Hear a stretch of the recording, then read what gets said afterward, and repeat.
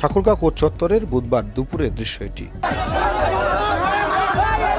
বাউল শিল্পীদের উপর হামলার বিচার ও বাউল আবুল সরকারের মুক্তির দাবিতে ঠাকুরগাঁয়ে প্রতিবাদ সমাবেশের আয়োজন করেছিল বাউল শিল্পীরা। তবে তার আগে নিজেরাই হামলা ও মারপিটের শিকার হলেন তারা। বুধবার দুপুরে ঠাকুরগাঁও শহরের কোর্ট চত্বরে এই হামলার ঘটনা ঘটে বলে জানান ঠাকুরগাঁও সদর থানার ওসি সারোয়ার আলম খান। এ ঘটনায় আহত হয়েছেন দুজন বাউল শিল্পী।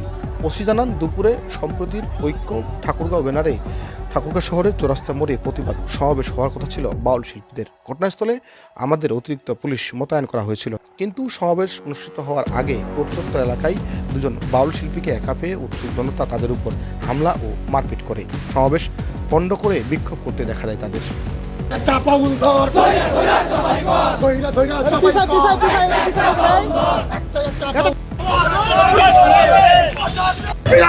ঠাকুরগাঁওয়ে বিক্ষোভ মিছিলের একটি ডাক দিয়েছিল। সেই বিক্ষোভ মিছিলকে প্রতিরোধ করার জন্য ঠাকুরগাঁওয়ের সর্বস্তরের তাওহীদি জনতা মাঠে নেমেছে। ইনশাআল্লাহ আমরা ঠাকুরগাঁও নয়, গোটা বাংলাদেশকে জানিয়ে দিতে চাই, কোন বাতিল পরাশক্তি বাংলার জমিনে মাথা নাড়াচাড়া দিয়ে উঠতে পারবে না। ইনশাআল্লাহ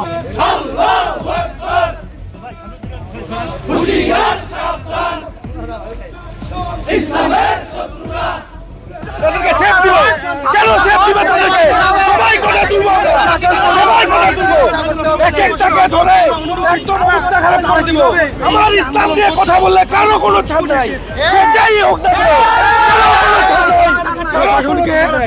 প্রশাসনের ভাইদেরকে সকালে জানানোর পরেও, এনএসআই, ডিজিএফআই সমস্ত গোয়েন্দা বাহিনীদেরকে জানানোর পরেও তিনারা বলেছেন, আমার কাছে খবর এসেছে, আমাদের ডিসি মহোদয় বলেছেন যে তারা তাদের সমাবেশ, তাদের বিক্ষোভ মিছিল তারা সংক্ষিপ্ত পরিসরে চালিয়ে যাবে।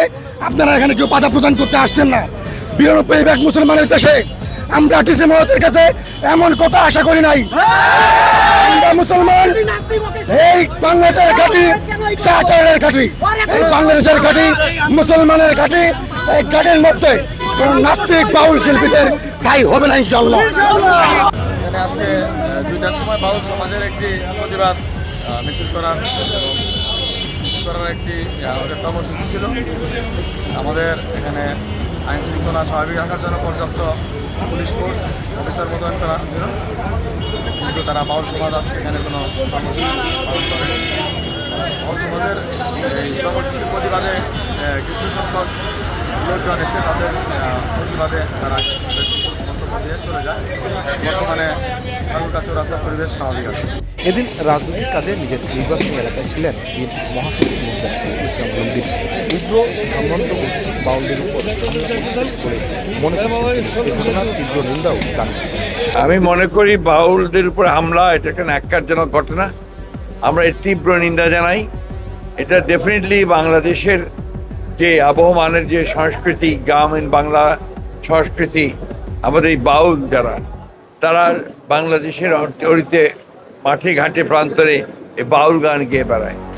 তাদের উপরে হামলাটা এটা একটা উগ্র ধর্মান্ধদের হামলা বলে আমি মনে করি, এবং এটা সঠিক নয়। এই ধরনের হিংসা প্রতিহিংসার আপনার পথ বেছে নেওয়া কারোর জন্যই শোভনীয় নয়। আমরা অবশ্যই এটার আপনার সুষ্ঠু তদন্ত দাবি করি এবং নিরসন দাবি করি।